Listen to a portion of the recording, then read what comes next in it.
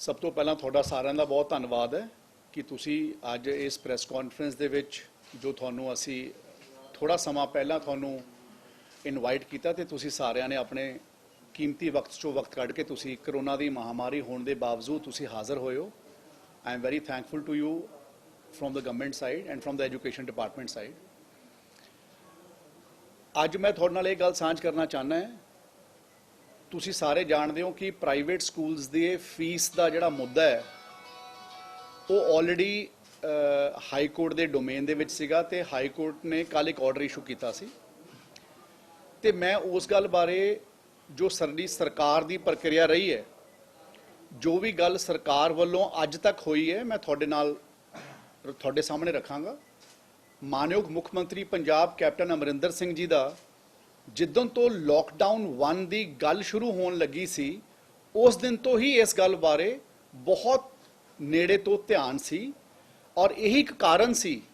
ਕਿ ਜੇ lockdown 23 March 2020 ਨੂੰ ਪਹਿਲਾ ਲੋਕਡਾਊਨ ਲੱਗਿਆ ਤਾਂ ਉਸੇ ਦਿਨ ਐਜੂਕੇਸ਼ਨ ਡਿਪਾਰਟਮੈਂਟ ਨੇ ਇੱਕ ਆਰਡਰ ਕੱਢਿਆ ਕਿ ਕੋਈ ਵੀ ਪ੍ਰਾਈਵੇਟ ਸਕੂਲ ਆਪਣੀ ਬੱਚਿਆਂ ਤੋਂ ਆਉਣ ਵਾਲੇ ਮਹੀਨਿਆਂ ਦੀ ਫੀਸ ਚਾਰਜ ਨਹੀਂ ਕਰੂਗਾ ਜਦ ਤੱਕ ਲੋਕਡਾਊਨ ਨਹੀਂ ਖੁੱਲੂਗਾ ਔਰ ਜਿਸ ਦਿਨ ਲੋਕਡਾਊਨ ਖੁੱਲੂਗਾ ਉਸ ਤੋਂ ਬਾਅਦ 1 ਮਹੀਨੇ ਦੇ ਅੰਦਰ ਆਪਣੀ ਫੀਸ ਸਟਰਕਚਰ ਨੂੰ ਰੀਸ਼ਡਿਊਲ ਕਰਕੇ ਪੇਰੈਂਟਸ ਤੱਕ ਪਹੁੰਚਾਊਗਾ ਤੇ ਫਿਰ ਉਸ ਦੇ ਉੱਪਰ ਚਾਰजेस ਕਰ ਸਕਣਗੇ ਔਰ ਕੋਈ ਵੀ ਬੱਚੇ ਤੋਂ ਲੇਟ ਪੇਮੈਂਟ ਦਾ ਚਾਰਜ ਨਹੀਂ ਲਿੱਤਾ ਜਾਊਗਾ। ਇਹ ਗੱਲ ਮੈਂ ਇਸ ਕਰਕੇ ਦੁਹਰਾਉਣਾ ਚਾਹੁੰਦਾ ਕਿ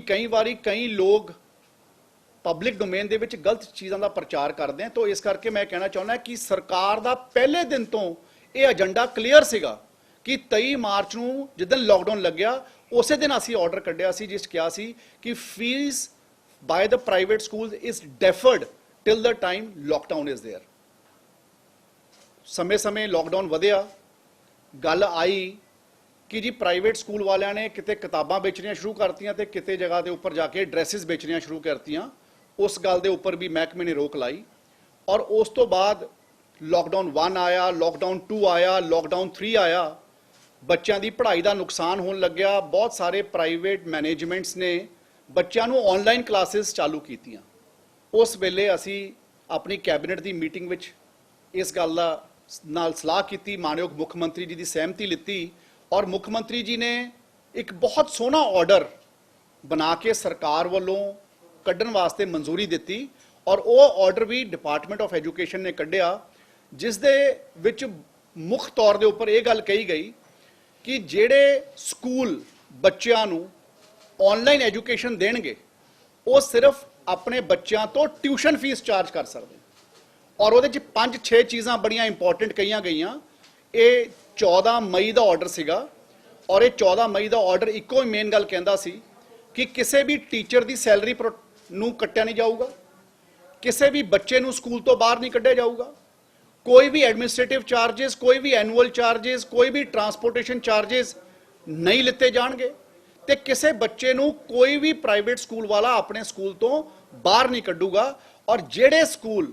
ਟਿਊਸ਼ਨ ਫੀਸ ਚਾਰਜ ਕਰਨਗੇ ਉਹ ਸਿਰਫ ਉਹ ਸਕੂਲ ਚਾਰਜ ਕਰਨਗੇ ਜਿਹੜੇ ਆਨਲਾਈਨ ਕਲਾਸਿਸ ਬੱਚਿਆਂ ਨੂੰ ਪ੍ਰੋਵਾਈਡ ਕਰਨਗੇ। ਇਹ ਗੱਲ ਦਾ ਆਰਡਰ ਪਬਲਿਕ ਡੋਮੇਨ ਦੇ ਵਿੱਚ ਸਰਕਾਰ ਲੈ ਕੇ ਆਈ, ਸਰਕਾਰ ਨੇ ਆਰਡਰ ਇਸ਼ੂ ਕੀਤਾ। ਬਹੁਤ ਸਾਰੇ ਲੋਕਾਂ ਨੂੰ, ਪ੍ਰਾਈਵੇਟ ਸਕੂਲ ਦੇ ਐਸੋਸੀਏਸ਼ਨਸ ਨੂੰ ਜਾਂ ਉਹਨਾਂ ਦੀਆਂ ਮੈਨੇਜਮੈਂਟਸ ਨੂੰ ਇਸ ਆਰਡਰ ਤੋਂ ਆਪੱਤੀ ਸੀਗੀ, ਉਹਨਾਂ ਨੂੰ ਇਹ ਆਰਡਰ ਚੰਗਾ ਨਹੀਂ ਲੱਗਿਆ ਤੇ ਉਹਨਾਂ ਨੇ ਇਸ ਆਰਡਰ ਦੇ ਖਿਲਾਫ ਆਨਰੇਬਲ ਹਾਈ ਕੋਰਟ ਦੇ ਵਿੱਚ ਆਪਣੀ ਪਟੀਸ਼ਨ ਦਾਇਰ ਕੀਤੀ ਔਰ ਅਸੀਂ ਆਪਣੇ ਵੱਲੋਂ ਸਾਡੇ ਸਟੇਟ ਦੇ ਜਿਹੜੇ ਸਾਡੇ ਮੁਖੀ ਹੈ ਲਾਅ ਦੇ ਐਡਵੋਕੇਟ ਜਨਰਲ ਸਾਹਿਬ, ਉਹ ਇੱਕ ਵਾਰ ਨਹੀਂ 4 ਵਾਰ ਉਹਨਾਂ ਨੇ ਹਾਈ ਕੋਰਟ ਦੇ ਵਿੱਚ ਜਾ ਕੇ ਇਸ ਗੱਲ ਦੀ ਪੇਸ਼ਕਸ਼ ਕੀਤੀ। ਜਦੋਂ ਹਾਈ ਕੋਰਟ ਦੇ ਵਿੱਚ ਪ੍ਰਾਈਵੇਟ ਸਕੂਲ ਵਾਲਿਆਂ ਨੇ ਆਪਣੀ ਰਿਟ ਦਾਇਰ ਕੀਤੀ ਉਸ ਦੇ ਵਿੱਚ ਪਹਿਲੇ ਦਿਨ ਇੱਕ ਇੰਟਰਿਮ ਆਰਡਰ ਆਇਆ ਸੀ ਕਿ ਪ੍ਰਾਈਵੇਟ ਸਕੂਲ ਵਾਲੇ 70% ਫੀਸ ਚਾਰਜ ਕਰ ਸਕਦੇ ਤੇ 70% ਹੀ ਉਹਨਾਂ ਨੂੰ ਟੀਚਰਾਂ ਨੂੰ ਸੈਲਰੀ ਦੇਣੀ ਪਊਗੀ। ਇਸ ਗੱਲ ਦੇ ਉੱਪਰ ਸਾਡੇ ਐਡਵੋਕੇਟ ਜਨਰਲ ਸਾਹਿਬ 4-5 ਵਾਰ ਹਾਈ ਕੋਰਟ ਦੇ ਵਿੱਚ ਖੁਦ ਪੇਸ਼ ਹੋਏ ਸਰਕਾਰ ਦਾ ਪੱਖ ਫਾਈਟ ਕਰਨ ਵਾਸਤੇ। ਹਾਈ ਕੋਰਟ ਨੇ ਇੱਕ ਸਟੇਜ ਦੇ ਉੱਪਰ ਇਹ ਵੀ ਕਿਹਾ, ਆਨਰੇਬਲ ਹਾਈ ਕੋਰਟ ਨੇ, ਕਿ ਜੀ ਤੁਸੀਂ ਸਾਰਿਆਂ ਨੂੰ, ਸਾਰੇ ਸਟੇਕ ਹੋਲਡਰਸ ਨੂੰ ਆਪਣੇ ਕੋਲ ਬੁਲਾ ਲਓ ਤੇ ਤੁਹਾਡੇ ਧਿਆਨ ਹੋਣਾ, ਤੁਸੀਂ ਸਾਰੇ ਵੀ ਮੀਡੀਆ ਦੇ ਸਾਥੀ, ਆਪਾਂ ਇੱਕ ਵਾਰ ਏਜੀ ਸਾਹਿਬ ਦੇ ਘਰੇ ਵੀ ਇਕੱਠੇ ਹੋਏ ਸ਼ਾਮ ਨੂੰ, ਜਦੋਂ ਅਸੀਂ ਉਹ ਸਟੇਕ ਹੋਲਡਰਸ ਨਾਲ ਮੀਟਿੰਗ ਕੀਤੀ, ਮਕਸਦ ਇੱਕੋ ਹੀ ਸੀਗਾ ਕਿ ਅਸੀਂ ਚਾਹੁੰਦੇ ਸੀ ਕਿ ਜੇ ਕੋਈ ਬੰਦਾ ਕੋਈ ਸਰਵਿਸਿਜ਼ ਪ੍ਰੋਵਾਈਡ ਕਰ ਰਿਹਾ ਹੈ ਉਸ ਨੂੰ ਉਹਦੀ ਸਰਵਿਸਿਜ਼ ਦੇ ਪੈਸੇ ਮਿਲ ਜਾਣ, ਤੇ ਬਾਕੀ ਅਸੀਂ ਕਰੋਨਾ ਦੀ ਮਹਾਮਾਰੀ ਵੇਲੇ ਬੱਚਿਆਂ ਨੂੰ ਤੇ ਬੱਚਿਆਂ ਦੇ ਪੇਰੈਂਟਸ ਨੂੰ ਅਸੀਂ ਰਿਲੀਫ ਦੇ ਸਕੀਏ। ਇਹੀ ਸਰਕਾਰ ਦੀ ਥਾਟ ਸੀਗੀ। ਬਟ ਬਹੁਤ ਸਾਰੇ ਸਕੂਲਾਂ ਨੇ, ਪ੍ਰਾਈਵੇਟ ਸਕੂਲਾਂ ਨੇ ਪਹਿਲੇ ਦਿਨ ਦੇ ਇੰਟੈਰਿਮ ਆਰਡਰ ਤੋਂ ਲੈ ਕੇ 12 ਜੂਨ ਤੱਕ ਉਹ ਆਰਡਰ ਹਾਈ ਕੋਰਟ ਵੱਲੋਂ ਫਾਈਨਲ ਆਰਡਰ ਆਣਾ ਸੀ, ਉਦੋਂ ਤੱਕ ਉਹਨੂੰ ਰੋਕਿਆ ਸੀ। ਤੇ ਉਹ 12 ਜੂਨ ਤੱਕ ਦੇ ਆਰਡਰ ਤੱਕ ਬਹੁਤ ਜਗ੍ਹਾ ਦੇ ਉੱਪਰ ਕੇਸ ਦੇ ਉੱਪਰ ਵੱਖ-ਵੱਖ ਸਮੇਂ ਦੇ ਉੱਪਰ ਵਕੀਲ ਸਾਹਿਬਾਨ ਪੇਸ਼ ਹੋਏ, ਏਜੀ ਸਾਹਿਬ ਪੇਸ਼ ਹੋਏ, ਤੇ ਕੱਲ ਆਨਰੇਬਲ ਹਾਈ ਕੋਰਟ ਨੇ ਆਪਣਾ ਫਾਈਨਲ ਆਰਡਰ ਸਾਡੇ ਸਾਹਮਣੇ ਲੈ ਕੇ ਆਂਦਾ। ਉਹਦੇ ਵਿੱਚ ਮੈਂ ਸਭ ਤੋਂ ਪਹਿਲਾਂ ਗੱਲ ਕਰਨਾ ਚਾਹੁੰਦਾ, ਜਿਹੜਾ ਆਨਰੇਬਲ ਹਾਈ ਕੋਰਟ ਦਾ ਕੱਲ ਆਰਡਰ ਆਇਆ ਹੈ, ਉਸ ਆਰਡਰ ਦੇ ਵਿੱਚ ਸਭ ਤੋਂ ਮੇਨ ਗੱਲ ਇਹ ਹੈ ਕਿ ਜਿਹੜੇ ਪੇਰੈਂਟਸ ਤੇ ਬੱਚਿਆਂ ਦੇ ਹੱਕ ਦੀ ਗੱਲ ਸੀ, ਉਸ ਗੱਲ ਦੇ ਉੱਪਰ ਰਿਲੀਫ ਨਹੀਂ ਦਿੱਤਾ ਗਿਆ। ਔਰ ਅਸੀਂ ਸਰਕਾਰ ਦੇ ਵੱਲੋਂ ਪਹਿਲੇ ਦਿਨ ਤੋਂ ਹੀ,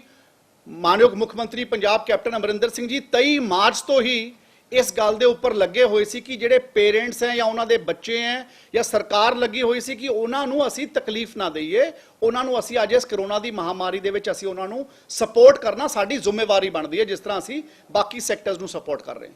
ਤਾਂ ਉਸ ਗੱਲ ਨੂੰ ਦੇਖਦੇ ਹੋਏ ਜਦੋਂ ਕੱਲ ਆਨਰੇਬਲ ਹਾਈ ਕੋਰਟ ਦਾ ਆਰਡਰ ਆਇਆ, ਉਸ ਦੇ ਵਿੱਚ ਸਭ ਤੋਂ ਪਹਿਲਾਂ ਜਿਹੜੀ ਮੇਨ ਗੱਲ ਆਈ ਹੈ ਉਹ ਬੱਚਿਆਂ ਨੂੰ ਤੇ ਬੱਚਿਆਂ ਦੇ ਪੇਰੈਂਟਸ ਨੂੰ ਜੋ ਰਿਲੀਫ ਦੇਣ ਦੀ ਗੱਲ ਸੀ, ਉਸ ਦੇ ਉੱਪਰ ਦੋ ਚੀਜ਼ਾਂ ਦੇ ਉੱਪਰ ਹਾਈ ਕੋਰਟ ਦਾ ਆਰਡਰ ਸਾਡੇ ਹੱਕ ਦੇ ਵਿੱਚ ਨਹੀਂ ਆਇਆ, ਜਾਂ ਪੇਰੈਂਟਸ ਦੇ ਹੱਕ ਵਿੱਚ ਨਹੀਂ ਆਇਆ, ਜਾਂ ਉਹ ਬੱਚਿਆਂ ਦੇ ਹੱਕ ਵਿੱਚ ਨਹੀਂ ਆਇਆ। ਔਰ ਬਾਕੀ 4-5 ਚੀਜ਼ਾਂ ਜਿਹੜੀਆਂ ਉਹਨਾਂ ਨੇ ਕੀਤੀਆਂ, ਚਾਹੇ ਉਹ ਟੀਚਰਸ ਦੀ ਸੈਲਰੀ ਨੂੰ ਪ੍ਰੋਟੈਕਟ ਕਰਕੇ 100% ਕੀਤਾ, ਮੈਂ ਇਸ ਗੱਲ ਨੂੰ ਵੈਲਕਮ ਕਰਦਾ, ਕਿਉਂਕਿ ਟੀਚਰ ਸਾਡੇ ਉਹ ਵਰਗ ਹੈ ਜਿਹੜੇ ਤੋਂ ਬਿਨਾਂ ਅਸੀਂ ਐਜੂਕੇਸ਼ਨ ਅਧੂਰੀ ਹੈ। ਤੇ ਇਹ ਗੱਲ ਵੀ ਸਰਕਾਰ ਨੇ ਹਾਈ ਕੋਰਟ ਦੇ ਵਿੱਚ ਰੱਖੀ ਸੀ ਕਿ ਟੀਚਰਸ ਦੀ ਸੈਲਰੀ ਦੇ ਉੱਪਰ 70% ਨਾ ਕੀਤਾ ਜਾਵੇ, ਟੀਚਰ ਦੀ ਸੈਲਰੀ ਨੂੰ ਪੂਰਾ ਕੀਤਾ ਜਾਵੇ। ਦੂਜੀ ਗੱਲ ਜਿਹੜੀ ਗੱਲ ਮਨਜ਼ੂਰ ਕੀਤੀ ਹੈ ਉਹ ਇਹ ਕੀਤੀ ਹੈ ਕਿ ਕਿਸੇ ਵੀ ਬੱਚੇ ਨੂੰ ਸਕੂਲ ਤੋਂ ਬਾਹਰ ਨਹੀਂ ਕੱਢਿਆ ਜਾਊਗਾ। ਤੀਜੀ ਗੱਲ ਜਿਹੜੀ ਦੀ ਮਨਜ਼ੂਰੀ ਹੋਈ ਹੈ ਉਹ ਇਹ ਹੋਈ ਹੈ ਕਿ ਬੱਚੇ ਚਾਹੇ ਮਹੀਨੇ ਬਾਅਦ ਫੀਸ ਦੇਣ ਤੇ ਚਾਹੇ ਕੁਆਟਰਲੀ ਦੇਣ, ਬੱਚਿਆਂ ਦਾ ਪ੍ਰੈਰੋਗੇਟਿਵ ਹੋਊਗਾ, ਇਹ ਬੱਚਿਆਂ ਦੀ ਮਰਜ਼ੀ ਹੋਊਗੀ ਕਿ ਬੱਚੇ ਕੀ ਕਰਨਾ ਚਾਹੁੰਦੇ ਹੈ। ਚੌਥਾ ਅਹਿਮ ਗੱਲ ਇਹ ਹੋਈ ਹੈ ਕਿ ਜਿਹੜਾ 8% ਦਾ ਫੈਸਲਾ ਹੈ, ਫੀ ਰੈਗੂਲੇਸ਼ਨ ਐਕਟ ਹੈ, ਕਿ ਜਿਹੜਾ ਪਿਛਲੇ ਸਾਲ ਦੀ ਫੀਸ ਨਾਲੋਂ ਅਗਲੇ ਸਾਲ 'ਚ ਸਕੂਲਾਂ ਵਾਲਿਆਂ ਨੂੰ 8% ਫੀਸ ਇਨਹਾਂਸ ਕਰਨ ਦਾ ਪ੍ਰੈਰੋਗੇਟਿਵ ਹੁੰਦਾ ਹੈ, ਉਸ ਗੱਲ ਜਾਂ ਉਹ ਜਿਹੜਾ ਮੈਂਡੇਟਰੀ ਲਾਅ ਹੈ ਉਸ ਦੇ ਉੱਪਰ ਸਰਕਾਰ ਨੂੰ ਰਿਲੀਫ ਦਿੱਤਾ ਹੈ। ਔਰ ਇਹ ਕਿਹਾ ਕਿ ਉਹ 8% ਫੀਸ ਹਾਈਕ ਨਹੀਂ ਹੋਊਗੀ। ਔਰ ਇਹ ਵੀ ਮੈਂ ਕਹਿਣਾ ਚਾਹੁੰਦਾ ਕਿ ਇਹ ਸਾਰੇ ਕੰਟਰੀ ਦੇ ਵਿੱਚ ਵੱਖ-ਵੱਖ ਸਟੇਟਾਂ ਨੇ ਇਸ ਗੱਲ ਨੂੰ ਹਮੇਸ਼ਾ ਰੱਖਿਆ ਕਿ ਕੋਈ ਵੀ ਪਿਛਲੇ ਸਾਲ ਨਾਲੋਂ ਇਸ ਵਾਰ ਫੀਸ ਵਧਾ ਕੇ ਚਾਰਜ ਨਹੀਂ ਕਰੂਗਾ। ਇਹ ਸਾਰੀਆਂ ਗੱਲਾਂ ਵੱਖ-ਵੱਖ ਜਿਹੜੇ ਫੈਸਲੇ ਕੱਲ ਆਏ, ਇਹ ਸਾਡੇ ਜਿਹੜੀ ਸਰਕਾਰ ਨੇ ਪੁਆਇੰਟਸ ਫਾਈਟ ਕੀਤੇ ਸੀ ਉਸ ਦੇ ਤਹਿਤ ਆਏ ਹੈ। ਔਰ ਮੈਂ ਤੁਹਾਡੇ ਰਾਹੀਂ ਇਹ ਗੱਲ ਤੁਹਾਡੇ ਸਾਹਮਣੇ ਮੈਂ ਜ਼ਰੂਰ ਰੱਖਣਾ ਚਾਹੁੰਦਾ ਕਿ ਜਿਹੜੀਆਂ ਦੋ ਗੱਲਾਂ ਦੇ ਉੱਪਰ ਸਰਕਾਰ ਫਾਈਟ ਕਰ ਰਹੀ ਸੀ, ਜਿਸ ਦੇ ਨਾਲ ਜ਼ਿਆਦਾ ਤੋਂ ਜ਼ਿਆਦਾ ਜਿਹੜਾ ਫਾਇਦਾ ਹੈ ਉਹ ਬੇਸਿਕਲੀ ਬੱਚਿਆਂ ਨੂੰ ਤੇ ਬੱਚਿਆਂ ਦੇ ਪੇਰੈਂਟਸ ਨੂੰ ਹੋਣਾ ਸੀ ਫੀਸ ਨੂੰ ਲੈ ਕੇ, ਉਸ ਦੇ ਪੱਧਰ ਤੇ ਮਾਨਯੋਗ ਮੁੱਖ ਮੰਤਰੀ ਪੰਜਾਬ ਜੀ ਨੇ ਕੱਲ ਕੈਬਨਿਟ ਦੇ ਵਿੱਚ ਡਿਸਕਸ਼ਨ ਕੀਤੀ ਔਰ ਸਾਰੇ ਮੰਤਰੀ ਮੰਡਲ ਦੇ ਸਾਹਮਣੇ ਇਸ ਗੱਲ ਦਾ ਫੈਸਲਾ ਕੀਤਾ। ਔਰ ਅਸੀਂ ਇੱਕ ਛੋਟਾ ਜਿਹਾ ਗਰੁੱਪ ਬਣਾਇਆ ਸੀ ਫਰਦਰ ਡਿਸਕਸ਼ਨ ਵਾਸਤੇ, ਜਿਹਦੇ ਵਿੱਚ ਆਨਰੇਬਲ ਏਜੀ, ਮੇਰੇ ਸੈਕਟਰੀ ਕ੍ਰਿਸ਼ਨ ਕੁਮਾਰ ਜੀ ਤੇ ਮੇਰੇ ਸਾਡੇ ਚੀਫ ਸੈਕਟਰੀ ਵਿਨੀ ਮਹਾਜਨ ਜੀ ਤੇ ਮੈਂ ਉਸ 'ਚ ਮੌਜੂਦ ਸੀ। ਉਹਦੀ ਇੱਕ ਡਿਸਕਸ਼ਨ ਤੋਂ ਬਾਅਦ ਅਸੀਂ ਇਹ ਫੈਸਲਾ ਕੀਤਾ ਕਿ ਅਸੀਂ ਸਰਕਾਰ LPA ਦੇ ਵਿੱਚ ਜਾਊਗੀ, ਡਬਲ ਬੈਂਚ ਦੇ ਵਿੱਚ ਜਾ ਕੇ ਕੋਰਟ ਦੇ ਵਿੱਚ ਅਸੀਂ ਫਾਈਟ ਕਰਾਂਗੇ। ਜਿਹੜੇ ਦੋ ਚੀਜ਼ਾਂ ਦਾ ਸਾਨੂੰ ਰਿਲੀਫ ਨਹੀਂ ਮਿਲਿਆ ਉਸ ਦੇ ਵੱਲ ਗੱਲ ਕਰਾਂਗੇ। ਔਰ ਅਸੀਂ we will also try and pray to the court that ਕਿ ਕੋਰਟ ਉਸ ਗੱਲ ਦੇ ਉੱਪਰ ਰਿਲੀਫ ਦੇਵੇ, ਕਿਉਂਕਿ ਇਹ ਬਹੁਤ ਅਹਿਮ ਮੁੱਦਾ ਹੈ ਔਰ ਇਹ ਬਹੁਤ ਅਹਿਮ ਚੀਜ਼ ਹੈ ਜਿਹੜੀ ਹਰ ਘਰ ਦੇ ਨਾਲ, ਹਰ ਪੇਰੈਂਟ ਦੇ ਨਾਲ, ਹਰ ਬੱਚੇ ਦੇ ਨਾਲ ਜੁੜੀ ਗੱਲ ਹੈ। ਔਰ ਸਰਕਾਰ ਪਹਿਲੇ ਦਿਨ ਤੋਂ ਇਸ ਗੱਲ ਦੇ ਉੱਪਰ ਫਾਈਟ ਕਰਨ ਵਾਸਤੇ ਆਪਣਾ ਪੱਖ ਰੱਖ ਰਹੀ ਹੈ। ਕੋਰਟ ਨੇ ਜਿਹੜੀ ਗੱਲਾਂ ਦੇ ਉੱਪਰ ਸਾਨੂੰ ਸਹਿਮਤੀ ਦਿੱਤੀ ਹੈ ਉਸ ਗੱਲ ਦਾ ਮੈਂ ਕੋਰਟ ਦਾ ਧੰਨਵਾਦ ਵੀ ਕਰਨਾ ਚਾਹੁੰਦਾ, ਪਰ ਨਾਲ ਦੀ ਨਾਲ ਮੈਂ ਇਹ ਵੀ ਕਹਿਣਾ ਚਾਹੁੰਦਾ ਕਿ ਜਿਹੜੀ ਕਰੋਨਾ ਦੀ ਮਹਾਮਾਰੀ ਦੇ ਵਿੱਚ ਇਹ ਚੀਜ਼ਾਂ ਦੀ ਪ੍ਰੋਬਲਮ ਚੱਲ ਰਹੀ ਹੈ, ਉਸ ਦੇ ਵਿੱਚ ਸਾਨੂੰ ਕੋਰਟ ਬਾਕੀ ਚੀਜ਼ਾਂ ਦੇ ਵਿੱਚ ਵੀ ਰਿਲੀਫ ਦੇਵੇ ਤਾਂ ਕਿ ਅਸੀਂ ਲੋਕਾਂ ਦੇ ਵਾਸਤੇ ਇਸ ਸਮੇਂ ਵਿੱਚ ਅਸੀਂ ਲੋਕਾਂ ਦੇ ਹੱਕ ਦੇ ਵਿੱਚ ਖੜ ਸਕੀਏ। ਸੋ ਮੈਂ ਇਹ ਗੱਲ ਕਰਨ ਵਾਸਤੇ ਤੁਹਾਡੇ ਕੋਲੇ ਅੱਜ ਹਾਜ਼ਰ ਹੋਏ ਹਾਂ। We have try to fight the case in the court. Honourable court ਦਾ ਜੋ ਫੈਸਲਾ ਸਾਡੇ ਸਾਰਿਆਂ ਵਾਸਤੇ ਬਾਈਂਡਿੰਗ ਹੈ, ਬਟ ਅਸੀਂ ਸਾਡੇ ਕੋਲੇ ਐਜ਼ ਅ ਗਵਰਨਮੈਂਟ ਸਾਡੇ ਕੋਲੇ ਇੱਕੋ ਹੀ ਚੀਜ਼ ਸਾਡੇ ਸਾਹਮਣੇ ਆਉਂਦੀ ਹੈ ਕਿ ਅਸੀਂ LPA ਫਾਈਲ ਕਰੀਏ, ਡਬਲ ਬੈਂਚ ਦੇ ਉੱਪਰ ਅਸੀਂ ਅਪੀਲ 'ਚ ਜਾਈਏ, ਉਸ ਗੱਲ ਨੂੰ ਕਰਨ ਵਾਸਤੇ ਸਰਕਾਰ ਨੇ ਫੈਸਲਾ ਕੀਤਾ ਹੈ, ਕਿਉਂਕਿ ਬਹੁਤ ਸਾਰੇ ਪੇਰੈਂਟਸ ਦੀਆਂ ਐਸੋਸੀਏਸ਼ਨਸ ਨੇ ਵੀ ਆਪਣੇ ਵਕੀਲ ਖੜੇ ਕਰਕੇ ਪਿਛਲੀ ਵਾਰੀ ਕੇਸ ਦੇ ਵਿੱਚ ਫਾਈਟ ਕੀਤਾ ਸੀ, ਪਰ ਲੇਕਿਨ ਜੋ ਸਾਡੇ ਏਜੀ ਸਾਹਿਬ ਨੇ ਫਾਈਟ ਕੀਤਾ ਉਹਦੇ ਚੋਂ 4-5 ਚੀਜ਼ਾਂ ਜੋ ਮੈਂ ਤੁਹਾਨੂੰ ਦੱਸੀਆਂ ਉਸ ਦੇ ਵਿੱਚ ਕੋਰਟ ਨੇ ਸਾਨੂੰ ਰਿਲੀਫ ਦਿੱਤਾ ਹੈ, ਔਰ ਉਸ ਗੱਲ ਦਾ ਮੈਂ ਧੰਨਵਾਦ ਕਰਦਾ ਹਾਂ। ਔਰ ਜਿਹੜੇ ਬੱਚਿਆਂ ਤੇ ਪੇਰੈਂਟਸ ਨਾਲ ਜੁੜੇ ਹੋਏ ਫੀਸ ਦੇ ਮੁੱਦੇ ਦੇ ਉੱਪਰ ਰਿਲੀਫ ਨਹੀਂ ਆਇਆ, ਉਹ ਵੀ ਅਸੀਂ ਚਾਹੁੰਦੇ ਹਾਂ ਕਿ ਉਸ ਦੇ ਉੱਪਰ ਰਿਲੀਫ ਆਵੇ, ਕਿਉਂਕਿ ਇਹ ਵੀ ਕਿਹਾ ਕੋਰਟ ਨੇ ਕਿ ਜਿਹੜੇ ਬੱਚਿਆਂ ਨੂੰ ਕੋਈ ਬੱਚੇ ਫੀਸ ਨਹੀਂ ਦੇ ਸਕਦੇ ਉਹ ਆਪਣੇ ਰੈਗੂਲੇਟਰੀ ਅਥਾਰਟੀ ਕੋਲ ਅਪੀਲ ਕਰਨ, ਉਹ ਆਪਣੇ ਐਪਲੀਕੇਸ਼ਨ ਆਪਣੇ ਸਕੂਲ ਦੇ ਪ੍ਰਿੰਸੀਪਲ ਕੋਲ ਦੇਣਗੇ ਤੇ ਉਹਦਾ ਫੈਸਲਾ ਰੈਗੂਲੇਟਰੀ ਅਥਾਰਟੀ ਕਰੂਗਾ। ਆਈ ਥਿੰਕ ਉਹ ਵੀ ਇੱਕ ਫੈਸਲਾ ਹੈਗਾ, ਪਰ ਲੇਕਿਨ ultimately the larger aspect is ਕਿ ਅਸੀਂ ਬੱਚੇ ਜਿਹੜੇ ਸਕੂਲਸ ਆਨਲਾਈਨ ਐਜੂਕੇਸ਼ਨ ਬੱਚਿਆਂ ਨੂੰ ਨਹੀਂ ਦੇ ਰਹੇ ਤਾਂ ਉਹ ਫੀਸ ਨਾ ਚਾਰਜ ਕਰਨ। ਇਹ ਸਾਡੀ ਅਪੀਲ ਪਹਿਲਾਂ ਵੀ ਰਹੀ ਹੈ, ਅਸੀਂ ਪਹਿਲਾਂ ਵੀ ਇਸੇ ਗਰਾਊਂਡਸ ਦੇ ਉੱਪਰ ਫਾਈਟ ਕੀਤਾ, ਔਰ ਜਿਹੜੇ ਚਾਰजेस ਜਾਂ ਜਿਹੜੀਆਂ ਸਰਵਿਸਿਜ਼ ਸਕੂਲਸ ਪ੍ਰੋਵਾਈਡ ਨਹੀਂ ਕਰ ਰਹੇ ਉਹ ਵਾਲੀਆਂ ਸਰਵਿਸਿਜ਼ ਦੇ ਉੱਪਰ ਵੀ ਚਾਰजेस ਨਾ ਲਿੱਤੇ ਜਾਣ। ਨਹੀਂ ਤਾਂ ਮੈਂ ਅੱਜ ਸਵੇਰ ਦਾ ਦੇਖ ਰਿਹਾ ਕਈ ਸਕੂਲਸ ਨੇ ਆਪਣੇ ਆਰਡਰਸ ਕੱਢਣੇ ਸ਼ੁਰੂ ਕਰਤੇ ਕਿ ਸਾਨੂੰ ਪੁਰਾਣੀ ਵੀ ਫੀਸ ਸਾਡੀ ਜਮ੍ਹਾਂ ਕਰਾ ਦਿਓ। ਤਾਂ ਇਸ ਕਰਕੇ ਮੈਂ ਤੁਹਾਡੇ ਰਾਹੀਂ, ਕਿਉਂਕਿ ਤੁਸੀਂ ਮੇਰੀ ਗੱਲ ਨੂੰ ਇਕੱਲੇ ਘਰ ਤੱਕ ਪਹੁੰਚਾਉਣ ਵਾਸਤੇ ਸਰਕਾਰ ਦੀ ਗੱਲ ਨੂੰ, ਮਾਨਯੋਗ ਮੁੱਖ ਮੰਤਰੀ ਪੰਜਾਬ ਕੈਪਟਨ ਅਮਰਿੰਦਰ ਸਿੰਘ ਜੀ ਦੀ ਗੱਲ ਨੂੰ ਤੁਸੀਂ ਸਾਰੇ ਘਰ ਤੱਕ ਪਹੁੰਚਾਉਣ ਨੂੰ, ਸਾਡੀ ਫੀਲਿੰਗ ਨੂੰ ਤੁਸੀਂ ਸਾਡੀ ਮਦਦ ਕਰੋਗੇ ਤਾਂ ਕਿ ਅਸੀਂ ਆਪਾਂ ਇਸ ਗੱਲ ਨੂੰ ਚੰਗੇ ਤਰੀਕੇ ਨਾਲ ਫਾਈਟ ਕਰ ਸਕੀਏ। ਤੇ ਜਿਹੜੇ ਪੇਰੈਂਟਸ ਇਸ ਕਰੋਨਾ ਦੀ ਮਹਾਮਾਰੀ ਕਰਕੇ ਬਹੁਤ ਦਰਦ 'ਚ ਹੈ, ਤੰਗੀ 'ਚ ਹੈ, ਉਹਨਾਂ ਦੇ ਨਾਲ ਅਸੀਂ ਖੜ ਸਕੀਏ। ਇਹੀ ਮੈਂ ਤੁਹਾਡੇ ਸਾਰਿਆਂ ਨਾਲ ਗੱਲ ਕਰਨ ਵਾਸਤੇ ਅੱਜ ਹਾਜ਼ਰ ਹੋਇਆ ਸੀ। ਤੇ ਹੁਣ ਮੈਂ ਤੁਹਾਡੇ ਕੋਈ ਵੀ ਸਵਾਲ ਹੋਣ ਇਸ ਮੁੱਦੇ ਨਾਲ related, I am happy to answer. You can ask one by one. मेरा पहला सवाल है, दो पॉइंट, दूसरा केड़ा पॉइंट है, एक तो फीस है, सेकंड वन। दोनों, एक तो फीस की बात है, एक ये जो एनुअल चार्जेस की बात है। तो हमने, सरकार ने ये कहा था कि जो एनुअल चार्जेस, जो हमने एफिडेविट फाइल किया था सरकार की तरफ से, हमने उसके अंदर एनुअल चार्जेस के बारे में ये कहा था कि एनुअल चार्जेस जब स्कूल खुलेंगे उसके बाद प्रो रेटा बेसिस के ऊपर स्कूल्स चार्ज कर सकते हैं, क्योंकि जैसे फी रेगुलेशन एक्ट पब्लिक डोमेन में है, हमारे सामने फी रेगुलेशन एक्ट है, तो हम फीस के ऊपर ज्यादा बात नहीं कर सकते। लेकिन हमने ये जरूर कहा था कि अगर कोई आदमी अपनी फीस को एनुअल फीस लेना चाहता है तो हमने कोर्ट को कहा था कि जब कोर्ट खुल जाए, अगर सपोज स्कूल 4 महीने के बाद फिजिकली खुलते हैं तो 4 महीने के बाद अगर बाकी का 8 महीने का वक्त बचा है तो उसको प्रो रेटा बेसिस के ऊपर फीस चार्ज की जा सकती है। ਸਿੰਗਲਾ ਸਾਹਿਬ, ਇਸ ਕੇਸ ਦਾ ਸਾਰਾ ਦਾਰੋ ਮਦਾਰ ਇੱਕ ਪੰਜਾਬ ਸਰਕਾਰ ਨੇ ਜਿਹੜਾ ਐਫੀਡੇਵਿਟ ਦੇਣਾ ਸੀ ਉਸ ਤੇ ਟਿਕਿਆ ਹੋਇਆ ਸੀ। ਹਾਈ ਕੋਰਟ ਨੇ ਕਿਹਾ ਸੀ ਕਿ ਤਿੰਨੋਂ ਧਿਰਾਂ ਨੂੰ ਕੋਈ ਨੁਕਸਾਨ ਨਾ ਹੋਵੇ, ਅਜਿਹਾ ਐਫੀਡੇਵਿਟ ਆਉਣਾ ਚਾਹੀਦਾ ਹੈ। ਸਰਕਾਰੀ ਦਲੀਲਾਂ ਕਮਜ਼ੋਰ ਰਹੀਆਂ ਜਿਨ੍ਹਾਂ ਨੂੰ ਬਿਲਕੁਲ ਵੀ ਧਿਆਨ 'ਚ ਨਹੀਂ ਲਿਆਂਦਾ ਹਾਈ ਕੋਰਟ ਨੇ ਫੈਸਲਾ ਦੇਣ ਲੱਗੇ। नहीं, सरकारी दलीलां कमजोर किस तरह रही है, मैं समझा नहीं थोड़ी गल। ਨਾ ਦਾ ਮਤਲਬ ਪੇਰੈਂਟਸ ਦੇ ना गल ये है कि ये ऑनरेबल हाई कोर्ट ने ऑर्डर दिता है, जो असी एफिडेविट दिता है, that is the written thing which we have submitted to the court. But as far as fighting the case is concerned, I am telling you कि the honourable advocate general of Punjab representing the government fought this case 4 times personally. He was personally present 4 times to fight this case. There were advocates from the parent side also fighting this case. But the Honorable High Court has given some order. We have to respect that order, and we have to take the due course of law कि साढ़े वास्ते law दे वास्ते की options available हैं, and the option available with us is to file a appeal on the double bench, and we are planning doing it. Singla ਸਾਹਿਬ, ਦੇਸ਼ ਦੇ ਵਿੱਚ right to education act ਆ ਜਿਹੜਾ ਉਹ ਲਾਗੂ ਹੋਇਆ ਹੋਇਆ, ਕਿਆ ਇਹ ਆਪਾਂ ਪੰਜਾਬ ਵਿੱਚ ਕੋਈ ਅਜਿਹਾ ਰਾਜ ਆ ਜਿਹਦੇ ਵਿੱਚ ਕੋਈ ਵੀ ਪ੍ਰਾਈਵੇਟ ਜਿਹੜਾ ਸਕੂਲ ਆ ਉਹ ਰਾਈਟ ਟੂ ਐਜੂਕੇਸ਼ਨ ਐਕਟ ਨੂੰ ਨਹੀਂ ਮੰਨਦਾ? ਲੋਕਾਂ ਵਿੱਚ ਇਹ ਮੈਸੇਜ ਗਿਆ ਹੋਇਆ ਕਿ ਤੁਹਾਡਾ ਜਿਹੜਾ ਸਿੱਖਿਆ ਵਿਭਾਗ ਆ ਉਹ ਪ੍ਰਾਈਵੇਟ ਜਿਹੜੇ ਸਕੂਲਾਂ ਵਾਲੇ ਉਹਨਾਂ ਨੂੰ ਮਿਲਿਆ ਹੋਇਆ, ਉਹਨਾਂ ਦੀ ਮਿਲੀ ਭੁਗਤ ਹੈ। ਮੈਂ ਤੁਹਾਡੀ ਤੁਸੀਂ ਬਿਕੋਜ਼ ਪ੍ਰੈਸ ਕਾਨਫਰੰਸ ਸਵਾਲ ਪੁੱਛਿਆ ਹੈ, ਪਰ ਮੈਂ ਤਾਂ ਤੁਹਾਨੂੰ ਇਹ ਦੱਸ ਰਿਹਾ ਕਿ ਜਿਸ ਦਿਨ ਤੋਂ ਮੈਂ ਸਿੱਖਿਆ ਮਹਿਕਮੇ ਦੀ ਵੀ ਜ਼ਿੰਮੇਵਾਰੀ ਮੈਨੂੰ ਮਿਲੀ ਹੈ, ਚਾਹੇ ਸਕੂਲਾਂ ਦੇ ਵਿੱਚ ਵਰਦੀਆਂ ਤੇ ਕਿਤਾਬਾਂ ਨੂੰ ਆਨਲਾਈਨ ਪੋਰਟਲ ਤੇ ਪਾਉਣ ਦੀ ਗੱਲ ਆਈ, ਉਹਨਾਂ ਦੇ ਵੈਬਸਾਈਟਸ ਤੇ ਪਾਉਣ ਦੀ ਗੱਲ ਆਈ ਤਾਂ ਕਿ ਬੱਚਿਆਂ ਨੂੰ ਸਸਤੀਆਂ ਮਿਲਣ, ਤੇ ਚਾਹੇ ਅੱਜ ਕਰੋਨਾ ਦੀ ਗੱਲ ਆਈ ਤੇ ਪ੍ਰਾਈਵੇਟ ਸਕੂਲਾਂ ਦੀ ਫੀਸ ਨੂੰ ਡੈਫਰ ਕਰਨ ਦੀ ਗੱਲ ਲਾਕਡਾਊਨ 1 ਚ 23 ਮਾਰਚ ਨੂੰ ਚਾਲੂ ਹੋਈ, ਤਾਂ ਉਹ ਵੀ ਕਾਂਗਰਸ ਪਾਰਟੀ ਦੀ ਸਰਕਾਰ ਨੇ ਕੈਪਟਨ ਅਮਰਿੰਦਰ ਸਿੰਘ ਜੀ ਦੀ ਰਹਿਨਮਾਈ ਹੇਠ, ਉਹਨਾਂ ਦੀ ਮਨਜ਼ੂਰੀ ਹੇਠ ਵਿਜੇਂਦਰ ਸਿੰਗਲਾ ਜੀ ਨੇ ਮੌਕੇ ਤੇ ਆ ਕੇ ਗਰਾਊਂਡ ਤੇ ਮਨਜ਼ੂਰ ਕੀਤਾ। ਤਾਂ ਕਿਹੜੇ ਪਾਸਿਓਂ ਤੁਸੀਂ ਕਹਿ ਸਕਦੇ ਹੋ ਕਿ ਮੈਂ ਕੋਈ ਪ੍ਰਾਈਵੇਟ, ਅੱਜ ਜੇ ਮੈਂ ਕੋਈ ਆਹ ਵਾਲੇ ਆਰਡਰ ਦੀ ਗੱਲ ਕਰ ਰਹੇ ਹਾਂ ਤਾਂ I am talking for the people, I am talking for the parents and the children of these students who are studying in the private schools. ਬਿਲਕੁਲ ਤੁਸੀਂ ਗਏ ਆ, ਤੁਸੀਂ ਜਿਹੜੇ ਡਰੈਸਾਂ ਵਾਲਾ ਕੰਮ ਕੀਤਾ ਬਿਲਕੁਲ ਤੁਸੀਂ ਕੀਤਾ, ਪਰ right to education act Punjab 'ਚ ਲਾਗੂ ਕਿਉਂ ਨਹੀਂ? ਨਹੀਂ, ਇਹ ਪਹਿਲੀ ਗੱਲ ਤਾਂ ਜਿੱਥੇ ਤੱਕ ਰਾਈਟ ਟੂ ਐਜੂਕੇਸ਼ਨ ਐਕਟ ਦੀ ਗੱਲ ਹੈ,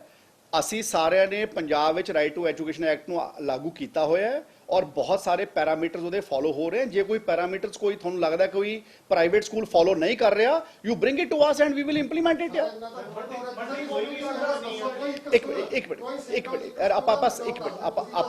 ਇੱਧਰ ਕ੍ਰਿਸ਼ਨ ਕੁਮਾਰ ਜੀ ਕਿਸੇ ਕੀ? ਇੱਕ ਸਕੂਲ ਦੇ ਵਿੱਚ ਪ੍ਰਾਈਵੇਟ ਕਿਸੇ ਇੱਕ ਸਕੂਲ ਦੇ ਕਿਸੇ ਇੱਕ ਵਿਦਿਆਰਥੀ ਨੂੰ ਦਾਖਲਾ ਦਿੱਤਾ ਹੋਵੇ ਜੀ ਕਿਸ ਗੱਲ ਦੇ ਵਿੱਚ? ਰਾਈਟ ਟੂ ਐਜੂਕੇਸ਼ਨ ਐਕਟ ਦੇ ਤਹਿਤ ਜੀ। ਨਹੀਂ, ਐਨੀਵੇ ਜੇ ਕੋਈ ਸਕੂਲ ਆਰਟੀਈ ਦੇ ਅਧੀਨ ਜੋ ਐਕਟ ਬਣਿਆ ਹੋਇਆ ਉਹਨੂੰ ਫੋਲੋ ਨਹੀਂ ਕਰ ਰਹੇ, that will be followed in the due course। ਤੁਸੀਂ you have brought it to my notice just now and I will take care। ਵਕੀਲ ਇਹ ਕਹਿ ਰਹੇ ਨੇ ਸਕੂਲਾਂ ਦੇ ਕਿ ਸਰਕਾਰ ਕੋਲ ਕੋਈ ਕਾਨੂੰਨੀ ਹੱਕ ਨਹੀਂ ਹੈ ਕਿ ਜ਼ਬਰਦਸਤੀ ਉਹਨਾਂ ਤੇ ਥੋਪਿਆ ਜਾਵੇ ਕਿ ਫੀਸਾਂ ਖਤਮ ਕਰੋ, ਫੀਸਾਂ ਘਟਾਓ, ਟੀਚਰਾਂ ਨੂੰ ਕੋਈਆਂ ਫੀਸਾਂ ਦਿਓ। ਇਹ ਵਕੀਲ ਉਹਨਾਂ ਦੇ ਕਹਿ ਰਹੇ ਨੇ। ਤਾਂ ਮੈਂ ਇਸੇ ਕਰਕੇ ਕਿਹਾ ਹੈ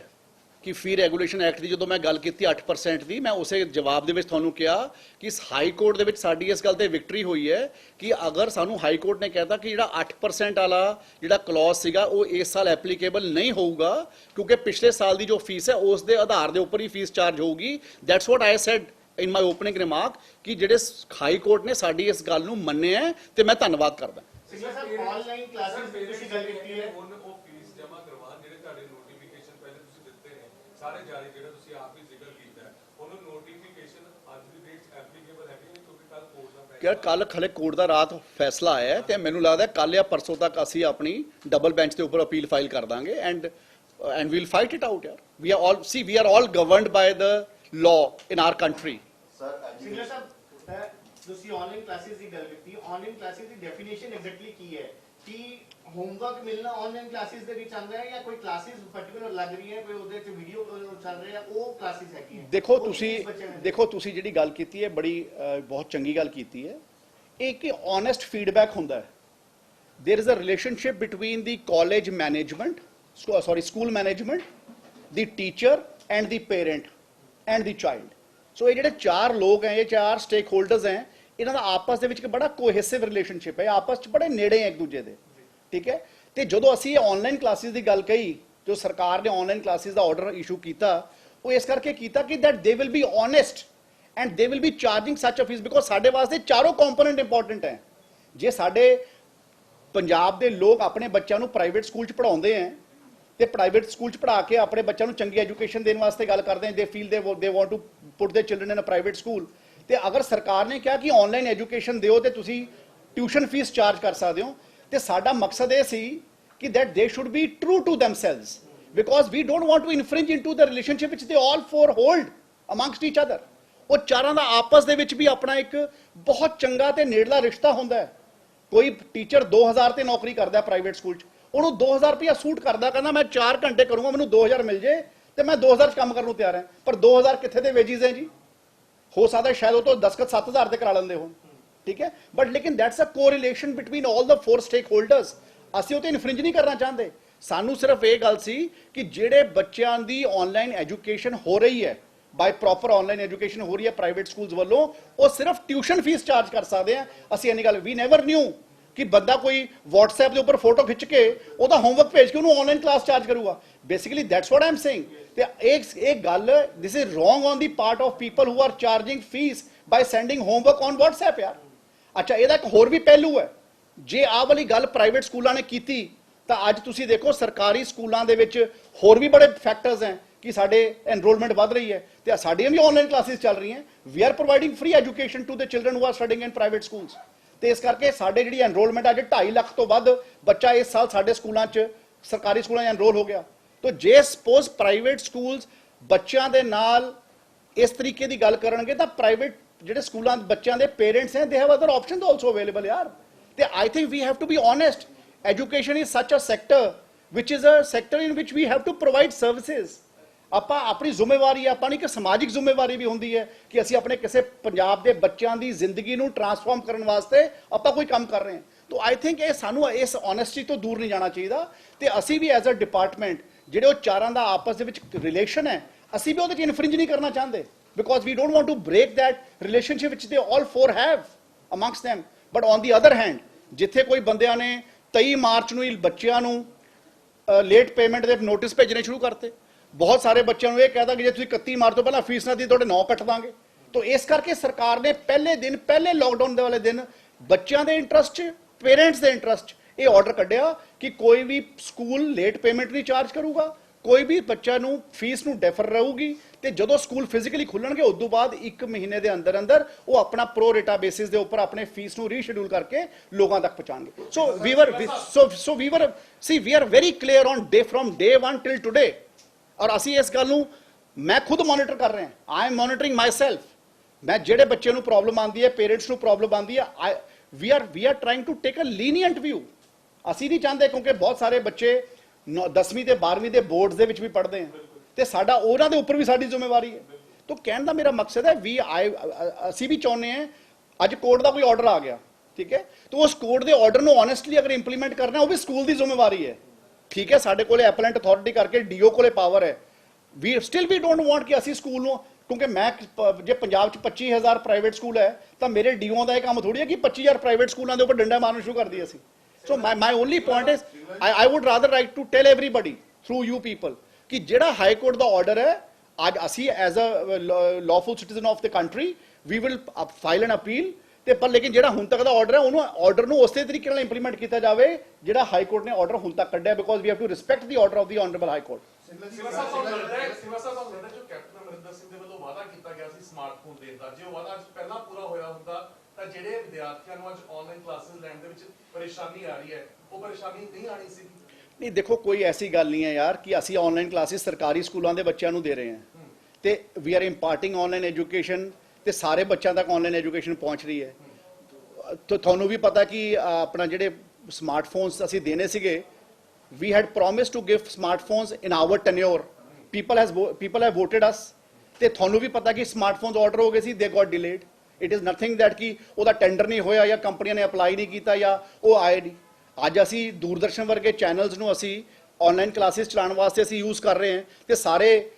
ਲੋਕਾਂ ਵਾਸਤੇ ਜੇ ਹੁਣ ਦੂਰਦਰਸ਼ਨ ਦੇ ਉੱਪਰ ਕਲਾਸਿਸ ਚੱਲ ਰਹੀਆਂ ਤਾਂ everybody can get benefit out of it ਨਾ। ਤੁਸੀਂ ਰੋਜ਼ ਆਪਣੇ ਚੈਨਲਸ ਦੇ ਉੱਪਰ ਦੇਖਦੇ ਹੋ ਵੱਖ-ਵੱਖ ਐਡਸ ਆਉਂਦੀਆਂ, ਬਾਈਜੂਸ ਐਡ, ਇਹ ਐਡ, ਇਹਦੀਆਂ ਕਲਾਸਿਸ, ਉਹਦੀਆਂ ਕਲਾਸਿਸ। ਤਾਂ why people, there are educationists who are trying to run courses or their free courses on their WhatsApp। तो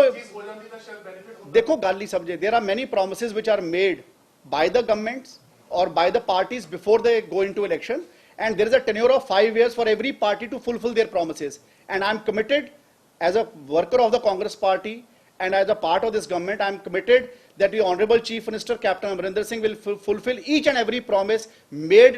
before the 2017 elections by the people of Punjab। Bus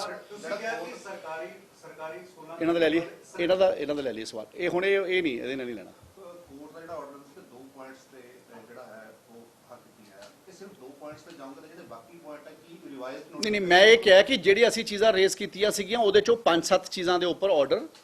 court ਨੇ ਸਾਡੇ ਦਿੱਤਾ ਹੈ, ਸਾਡੇ ਹੱਕ 'ਚ, ਮਤਲਬ ਲੋਕਾਂ ਦੇ ਹੱਕ। ਜਿਵੇਂ ਅਸੀਂ ਕਿਹਾ ਕਿ ਟੀਚਰ ਦੀ ਸੈਲਰੀ 100% ਹੋਣੀ ਚਾਹੀਦੀ ਹੈ, so court has agreed to the 100% salary of the teachers, ਠੀਕ ਹੈ। ਇਸੇ ਤਰੀਕੇ ਨਾਲ ਜਿਹੜੀਆਂ 5-6 ਚੀਜ਼ਾਂ ਮੈਂ ਬੋਲੀਆਂ ਪਹਿਲਾਂ, ਸੋ ਦੀ ਕੋਰਟ ਹੈਜ਼ ਅਗਰੀਡ, ਚਾਹੇ ਵੀ ਬੱਚਿਆਂ ਨੂੰ ਬਾਹਰ ਨਹੀਂ ਕੱਢਣਾ, ਬੱਚਿਆਂ ਕੋਲੇ ਆਪਸ਼ਨ ਹੋਊਗੀ ਕਿ 1 ਮਹੀਨੇ ਦੀ ਫੀਸ ਦੇਣੀ ਹੈ ਕਿ 3 ਮਹੀਨੇ ਦੀ ਫੀਸ ਦੇਣੀ ਹੈ, ਸੋ they will have that option. ਪਿਛਲੇ ਸਾਲ ਦੀ ਫੀਸ 8% ਨੂੰ ਇਸ ਸਾਲ ਵਾਧਾ ਨਾ ਕੀਤਾ ਜਾਵੇ। ਇੱਕ ਜਗ੍ਹਾ ਦੇ ਉੱਪਰ ਤਾਂ ਪ੍ਰਾਈਵੇਟ ਸਕੂਲ ਐਸੋਸੀਏਸ਼ਨ ਨੇ ਇਹ ਵੀ ਕਹਿਤਾ ਸੀ ਕਿ ਸਰਕਾਰ ਇਹ ਆਰਡਰ ਕੱਢਣ ਵਾਸਤੇ ਸક્ષਮ ਹੀ ਨਹੀਂ ਸੀ, तो हाई कोर्ट ने यह भी कहता कि सरकार is competent to issue such orders, तो असी वो वाले ऑर्डर्स भी इशू किया। नहीं तो प्राइवेट स्कूल वाले ने जी पलिया दी हाई कोर्ट को, वो ये कहता सी कि सरकार 23 मार्च वाला ऑर्डर कढ़ ही नहीं सकती सी। सो इस करके वी आर थैंकफुल कि जो कोर्ट ने करता, पर ये जो लार्जर मुद्दे बच्चों के नाल जुड़े हुए हैं, बच्चों की फीस नाल जुड़े हुए हैं, बच्चों के पेरेंट्स की आर्थिक स्थिति नाल जुड़े हुए हैं, वो वाले मुद्दों के ऊपर we are going to go for an appeal on the double bench. मैं इसी में ऐड ऑन कर दूं, चला आपने कहा कि कोर्ट ने आपको ऑर्डर दे दिए कि कहते हैं आप मतलब ऑर्डर निकाल सकते थे, यानी कि you are authorize, high court ने उसको ऑथराइज कर दिया कि आप प्राइवेट स्कूल को ऊपर ऑर्डर आप जारी कर सकते हो। अब जो सर हम तो यार वैसे ही सक्षम थे ऑर्डर इशू करने के, लेकिन मैं कह रहा हूं आपसे कि प्राइवेट स्कूल्स वालों ने अपनी पिटीशन के अंदर इस बात को भी हाई कोर्ट के अंदर दायर किया कि उसमें ये कहा कि जी ये सरकार तो ये ऑर्डर इशू नहीं कर सकती थी डेवलपमेंट ऑफ फीस का या ओनली ट्यूशन फीस का, तो हाई कोर्ट ने कहा कि सरकार ये ऑर्डर कोरोना को देखते हुए, नेशनल डिजास्टर मैनेजमेंट एक्ट यहाँ पे एनफोर्स्ड है, उसको देखते हुए सरकार ये ऑर्डर्स को इशू कर सकती है। बिल्कुल सर, मैं इसी में मेरा ऐड ऑन है सर। जब उन्होंने एक्चुअल चार्जेस की बात कही है, तो क्या अब आप एक्चुअल चार्जेस को लेकर के एजुकेशन डिपार्टमेंट कोई लॉ या मतलब उनकी फिक्स करेगा? कोई नया नोटिफिकेशन? मैं आपसे क्या कह रहा हूँ, first we are going to go for an appeal, appeal. ठीक है ना, तो हमारे को अपील पे जाने दो ना पहले, तो हमारे अपील का फैसला होगा इन टाइम बाउंड मैनर ना, we'll request that. High court ने ऑथराइज कर ही दिया, जबकि आप चाहे तो अपने नियम बना सकते सी बात ये है कि first we are evaluating the possibility, we are evaluating the high court order and then filing a